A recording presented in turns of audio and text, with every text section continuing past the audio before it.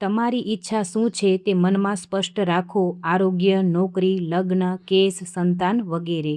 શ્રદ્ધાથી ભગવાન કે દેવતા પસંદ કરો જેમાં તમારો વિશ્વાસ હોય. શિવજી, હનુમાનજી, માતાજી, શ્રી કૃષ્ણ, કુળદેવી અથવા કોઈ સ્થાનીય દેવી દેવતા. નાનું પણ ચોક્કસ વચન લો.